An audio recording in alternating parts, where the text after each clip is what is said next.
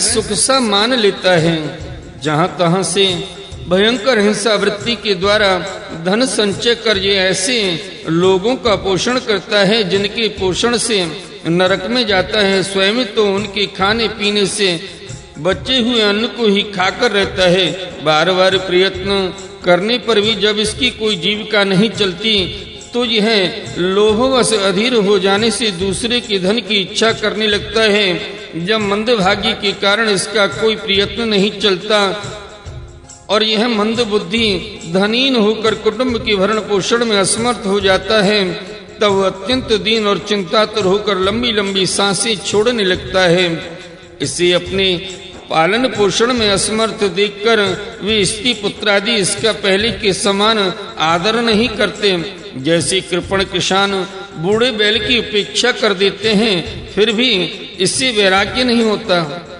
जिन्हें उसने स्वयं पाला था वे ही अब उसका पालन करते हैं। वृद्धावस्था के कारण इसका रूप बिगड़ जाता है, शरीर रोगी हो जाता है, अग्नि मंद पड़ जाती है, भोजन और पुरुषार्थ दोनों ही कम हो जाते हैं। वह मरणोन्मुख होकर घर में पड़ा रहता है और कुत्ते की भांति स्त्री पुत्रादि के अपमान पूर्वक किए हुए टुकड़े खाकर जीवन निर्वाह करता है।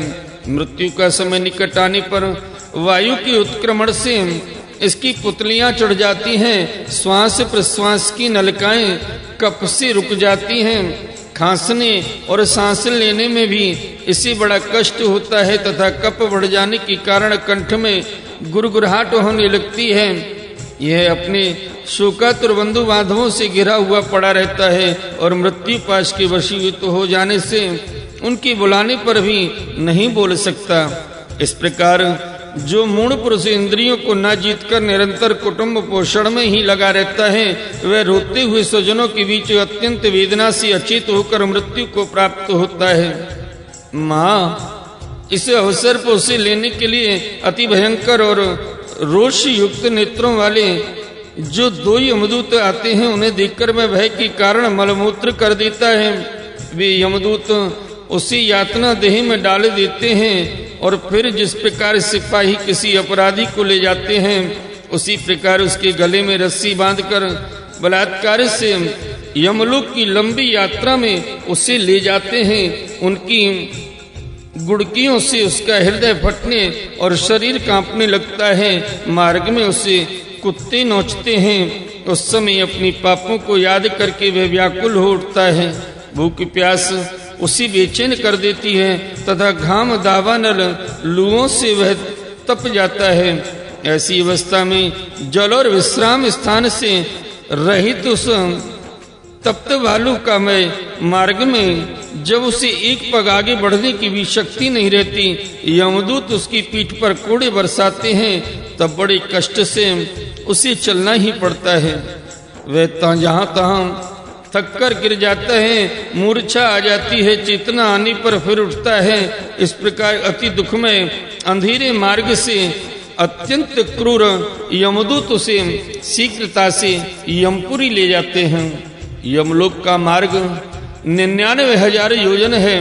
इतने लंबे मार्ग को 2 ही 3 मुहूर्त में तय करके वह नरक में तरह तरह की यातनाएं भोगता है।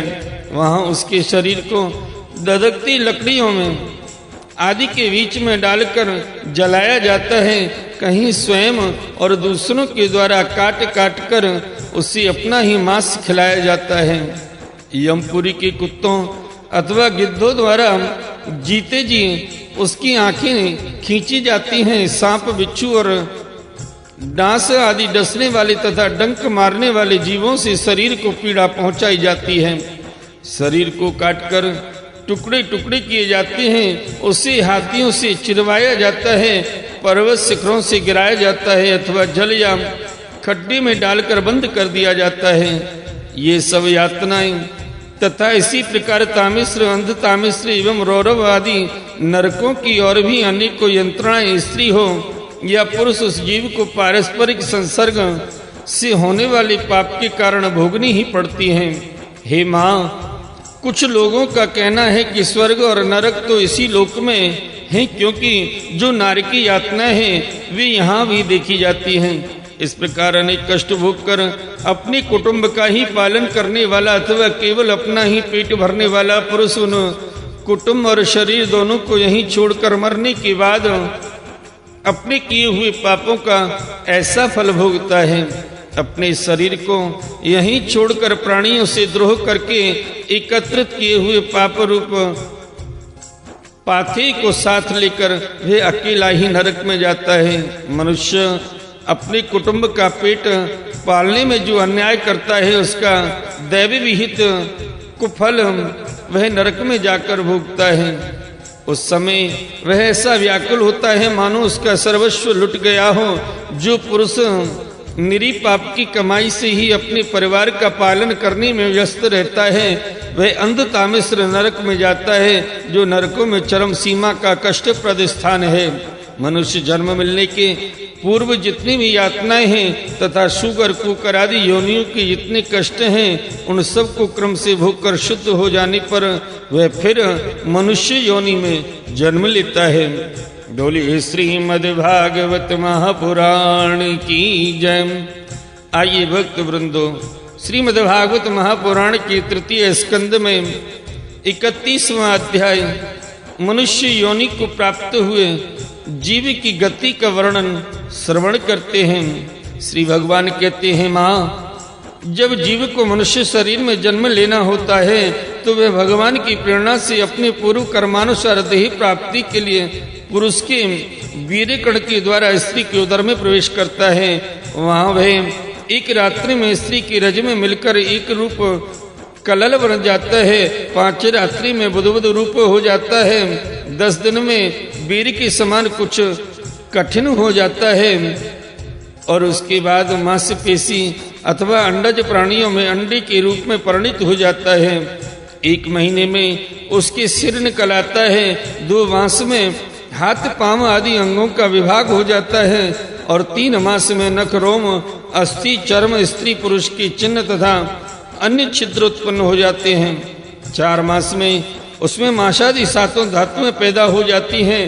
5वें महीने में भूख प्यास लगने लगती है और 6ठे मास में झिल्ली से लिपटकर वह दाहिनी कोख में घूमने लगता है।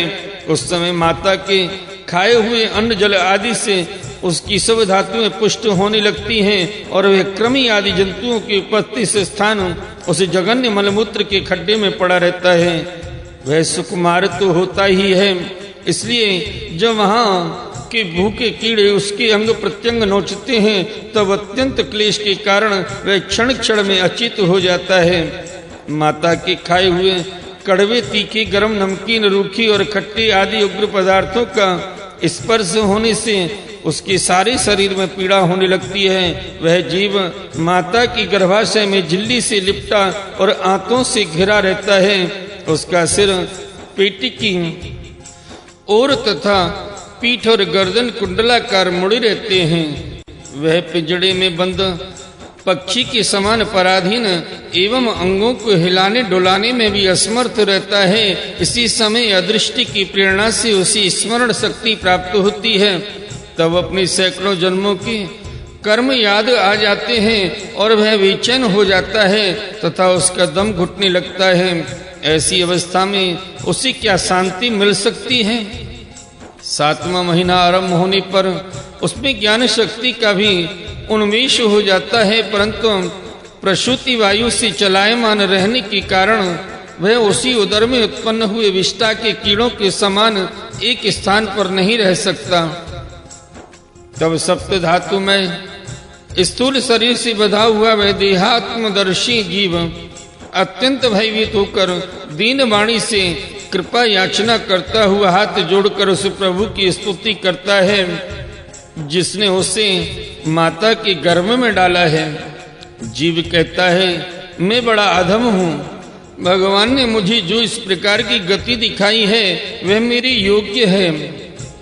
वे अपनी शरण में आए हुए इस नश्वर जगत की रक्षा के लिए ही अनेक प्रकार के रूप धारण करते हैं।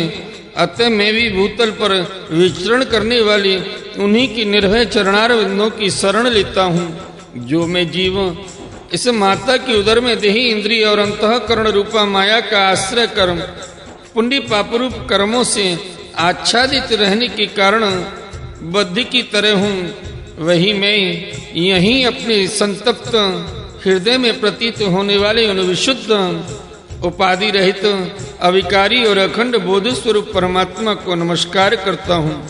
मैं वस्तुतः शरीर आदि से रहित असंग होने पर भी देखने में पांच भौतिक शरीर से संबद्ध हूँ और इसीलिए इंद्रिय गुण शब्द आदि विषय और चिदाभास अहंकार रूप जान पड़ता हूँ। अतः इस शरीर आदि के आवरण से जिनकी महिमा कुंठित नहीं हुई है, उन प्राकृति और पुरुष की नियंता सर्वज्ञ विद्या शक्ति संपन्न परम पुरुष की मैं वंदना करता हूँ।